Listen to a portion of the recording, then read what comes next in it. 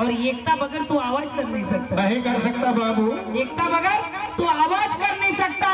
ये मेरा दावा है प्रतीक कि नीले झंडे बिना यहाँ कोई भी राज कर नहीं सकता, यहाँ कोई भी राज कर नहीं सकता। यहाँ कोई भी राज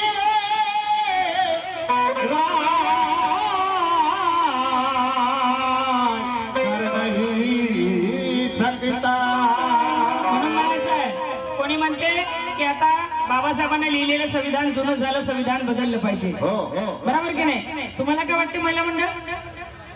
नाही बदललं पाहिजे असं वाटत नाही. मला काय वाटते, बदलाचं असेल तर बदला संविधान, माझं काही म्हणणं नाही त्यांना, काही हरकत नाही. बदला ना म्हणा संविधान. पण संविधान लिहिण्यासाठी तुमच्या मायचा एखादा ठेवला आनंद त्याला सांगा म्हणा संविधान लिहायला. हा, एवढा मोठा धुळे शहरात कुठं बसला असेल, लपला असेल, झोपला असेल, कोणा टाकीज मध्ये असेल, हॉटेलात असेल, बसला असेल, त्याला घेऊन या. नाही तर आता काय झालं, 75 निकाल डिले झाले, तिची माणसं काही दुसरं होत नाही. आणि उस्ताद भेटला तर त्यालाच घेऊन या. बाप उसना असते काय तुम्ही जाता की काय उसने कुठं गोतून बेकार माणूस आहे. बाप उसना असते का? सावतर बाप असते, बाप उसना असते का? नसते का? काय करावं गड्या.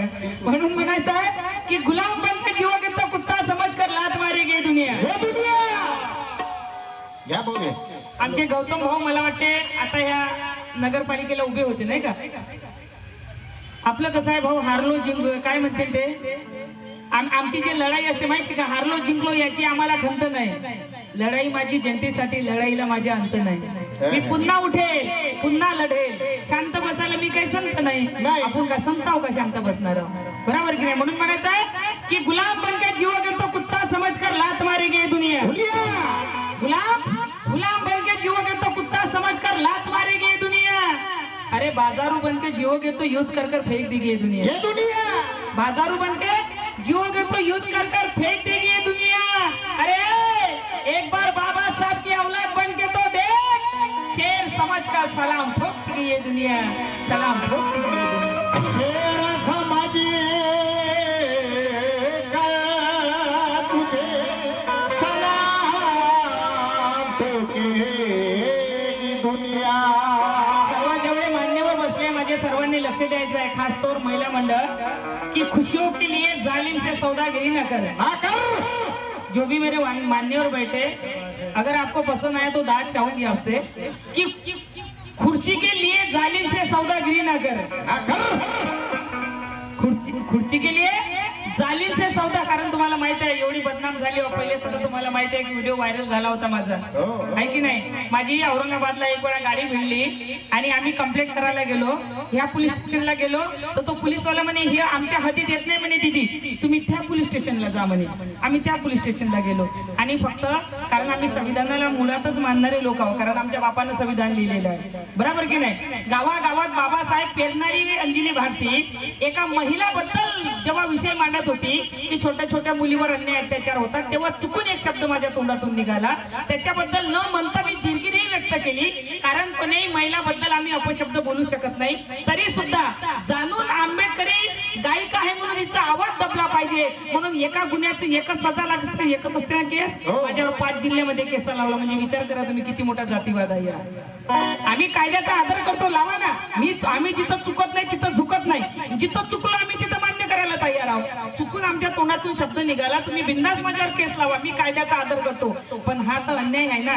एका गुन्ह्याची 5 जिल्ह्यामध्ये जर कोणावर केस लागत असेल, लागते का? एक मर्डर झाला तर एकच केस लागते की नाही? म्हणजे हा कुठला कायदा आहे तुम्ही सांगा मला.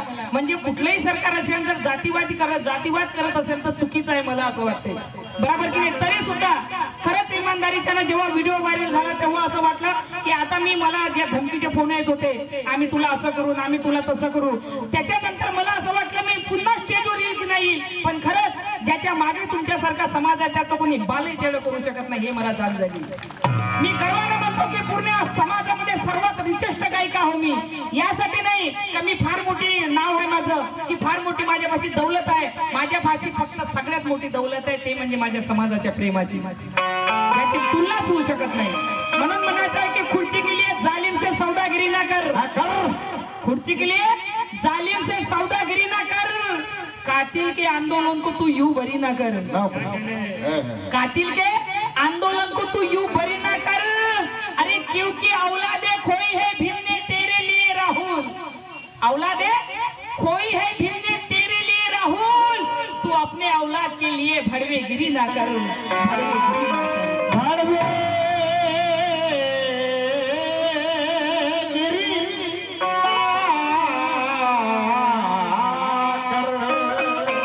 म्हणून म्हणायचा ये देश सिर्फ आपका है क्या, ये देश सिर्फ आपका है क्या, जहर उगलते हो सांप का है क्या, ये देश सिर्फ आपका है क्या, जहर उगलते हो सांप का है क्या, हमें भारत छोड़ो कहने वालों दादा साहब, ये भारत क्या तुम्हारे बाप का है क्या।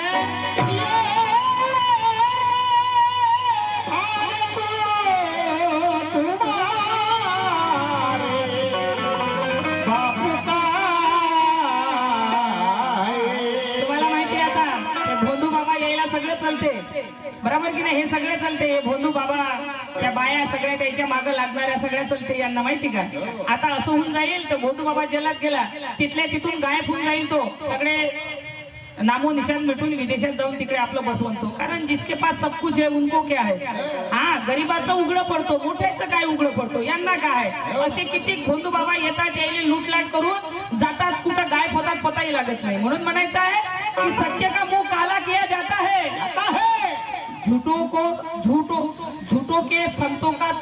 को संतों का दर्जा दिया जाता है, सच्चे का मुंह काला किया जाता है, झूठों को संतों का दर्जा दिया जाता है, दूध को बहाया जाता है दादा साहब, दूध को बहाया जाता है दादा साहब, और गोमित्रों को पिया जाता है, गोमित्रों को पिया जाता है, ये हमारे गोमित्रों को पिया जाता है।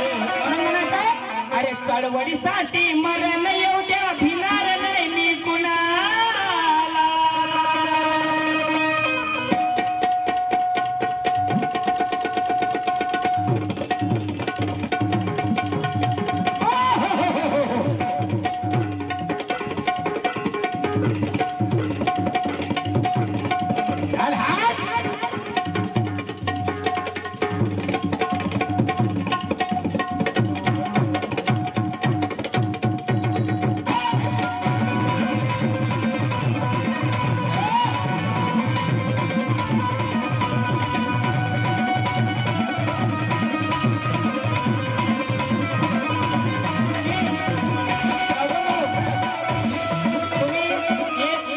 हारलो म्हणून हा विचार करू नका का मी हारलो, क्यों कि रफ्तार पकड़ लिए भीम के शेर ने शिकार किए बगैर रुक नहीं सकता, रफ्तार पकड़ लिए भीम के शेर ने शिकार किए बगैर रुक नहीं सकता, झुका देगा बहुजनों के दुश्मनों को पर्वत झुक नहीं सकता, बिकने वाले गद्दार बहुत बिक चुके पर्वत बिक नहीं सकता, और गौतम बुद्ध पकारी के सामने कोई भी मनुवादी टिक नहीं सकता।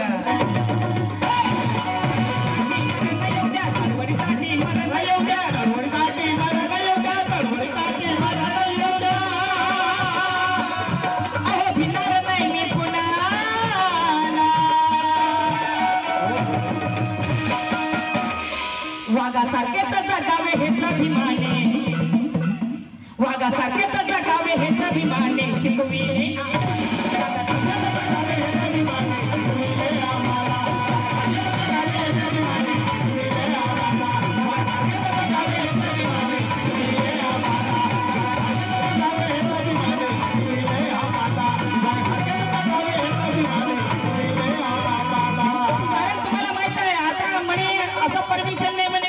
डीजे वाजवा म्हणून। आता 2-3 व्हिडिओ पाहिले मी, डीजे वाजवायचं परमिशन नाही, मी असं मला असं आहे की आम्ही 365 दिवस जर बाबासाहेब वाचत असेल तर एक दिवस बाबासाहेबांच्या जयंतीमध्ये आम्हाला आनंद साजरा करायचा अधिकार आहे का, आम्हाला अधिकार नाही।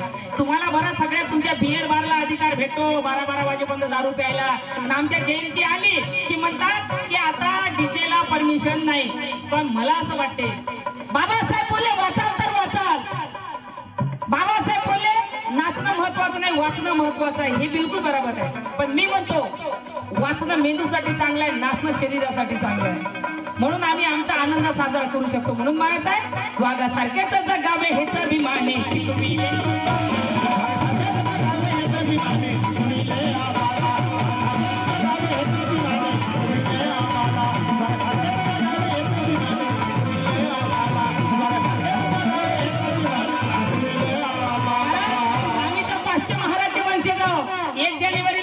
होतं कोणाकोणाला माहित आहे इथं? काल एका गावात गेली होती, 1 जानेवारीला काय झालं म्हटलं, एकही हात नाही उभी करेल. माय म्हटलं 1 जानेवारीला काय झालं, ते सगळ्या माझ्याकडे पाहत होत्या आणि बाया एवढ्या होत्या इथून तर त्या रोड पर्यंत बसल्या. म्हटलं काय करत असता, माझ्या शिरेला पाहिजे असता का, भाभीची घरपी आहे, माय नवऱ्याची बायको, त्या शिरेलाच्या मागे लागू नका. माझ्या सिरियल मध्ये एक बाई 5-5 नवरे करते म्हटलं. हो, फटकरल्या तुला जेव्हा माझी आहे ते खरं बोलतो, लोकांना वाटते अंजली भारती काही बोलते. आता चिवर घेतला मी 2 महिने, 3 महिने, 3.5 महिने चिवर घेतला. आता खोटं बोलू का मी, तुम्ही सांगा दादा? गौतम भाऊ जे खरं आहे ते बोलायला लागेल की नाही? त्या सिरियल मध्ये इकडे पुरीचं लग्न होते, इकडे माई बॉयफ्रेंडला घेऊन येते, त्या माझा बॉयफ्रेंड म्हणते. सांगा किती आहे? त्याच्यापेक्षा त्या सिरियलला पाहिल्यापेक्षा एखाद्या जत्रेला गेल्या, एखाद्या फिरायला गेल्या, कुठे एन्जॉय करायला गेल्या, तिकून येता येता 4 साड्या आणायच्या ऐवजी 2 साड्या आणा. माय नवऱ्याला 2 ड्रेस आणायच्या ऐवजी 1च ड्रेस आणा, पण तिकून येता येता एक महापुरुषाचं पुस्तक घेऊन या, तुमच्या लेकराला वाचायला दे.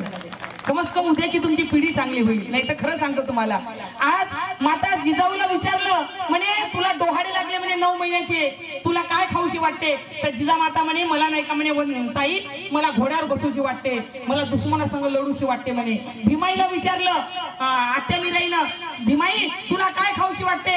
तर भीमाई म्हणे ताई मला नाही का म्हणे खाली पुस्तकं वाचूची वाटते म्हणे. आणि काल परवा माझ्या शेजारच्या एका वहिनीला विचारलं मी, समोरची वहिनी एवढं मोठं पोट घेऊन आली माझ्यापाशी. म्हटलं वहिनी 9वा महिना लागला, डोहाळे लागले का म्हटलं, काही खायची इच्छा होती का, आणू का म्हटलं? ते का म्हणे मला दीदी म्हणे तुम्हाला खरं सांग का म्हणे, माझी नाही का म्हणे तुम्ही रोडवर पाणी शिपलं का मातीच खायची इच्छा होते. माय म्हणे त्या गौऱ्या विजवल्या का नाही, त्या शेणाचं ते कोळशीच खाऊशी वाटते म्हणे, लेखनाच खाऊशी वाटते म्हणे. सांगा आता पहिले कसं होतं, 14वे रत्न, 8वे रत्न, 10वे रत्न, आता रत्नच बंद झाले ना. हम दो हमारे दो, फॅक्टरीच बंद झाली रत्नाची आता. आणि इकून तिकून नुसतं माती खाऊन, कोळशी खाऊन कुठून तुमच्या पोटी महापुरुष येते? चोट्टी नाही येते, बेवडे नाही येते, गंजट्टी नाही येते, बलात्कारी नाही येते, कोळशी माती खाऊ खाऊ काय तुमच्या पोटी महापुरुष पैदा होणार आहे का? वाघासारख्या तसं गाव आहे.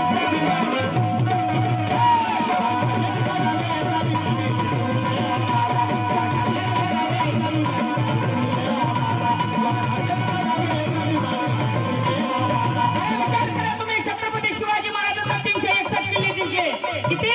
361 किल्ले जिंकले, पण एका किल्ल्यावर आपलं नाव लिहिलं नाही. आपण कोणा किल्ल्यावर फिरायला जातो तर तिथं शिवाजी नाव असते का, छत्रपती असते का? असते कोणाचं नाही. एका किल्ल्यावर 361 किल्ले जिंकले दादा, एका किल्ल्यावर नाव नाही. आणि आता अशी बोलली म्हणजे राग येते मग. आणि आताचे आमदार काही बरं, सगळे नाही, सगळे इथं राजकारणी लोक बसले, सगळेच वाईट आहे, सगळेच वाईट आहे. म्हणजे असं नाही, चांगले पण आहे, काही चांगले आहे, काही वाईट आहे. 361 किल्ले जिंकले तरी सुद्धा एका किल्ल्यावर नाव लिहिलं नाही. आणि आताचे आमदार खासदार चोट्टे एखादा संडास बांधतात, त्याच्यावर लिहितात आमदाराच्या निधीतून. आता असं बोललं म्हणजे मग अंजली भारती बोलते. आता जे खरं आहे ते बोलू नाही का? वाघासारखे त्याचं गाव आहे.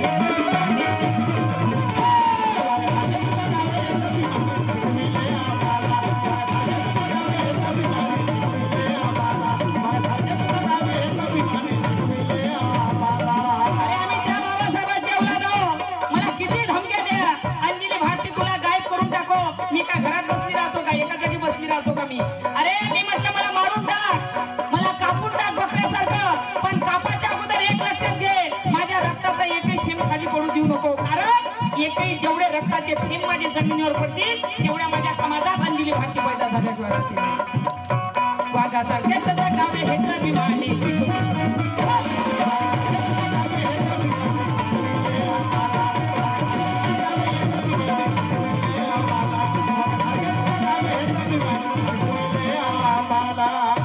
जरी दिल्यात धमक्या वैऱ्याच्या टोळीनं, जरी दिल्यात धमक्या वैऱ्याच्या टोळीनं, मी मरणार नाही बंदुकीच्या गोळीनं, मी मरणार नाही बंदुकीच्या गोळीनं. अरे जिवंत राहील इतिहास माझा, अरे जिवंत राहील इतिहास माझा, लिहून देतो मी तुम्हाला, लिहून देतो मी तुम्हाला. इतिहास क्रांती करणाऱ्यांचा लिहिला जातो, फडवीगिरी करणाऱ्यांचा इतिहास लिहिला जात नाही. अरे जीवन लिहून देतो इतिहास,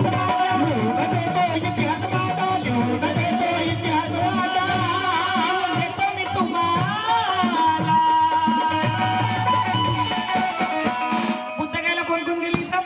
हे भीमाची वाटणी थांबा.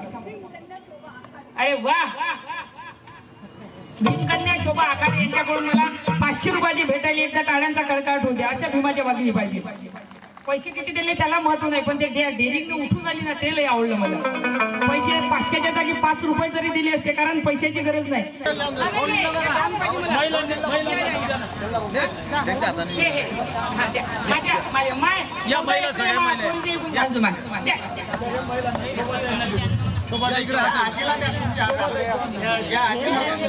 या ना सोबताई चव्हाण कुठं असतील ते या त्यांना. तुम्ही पण या महिला या महिला या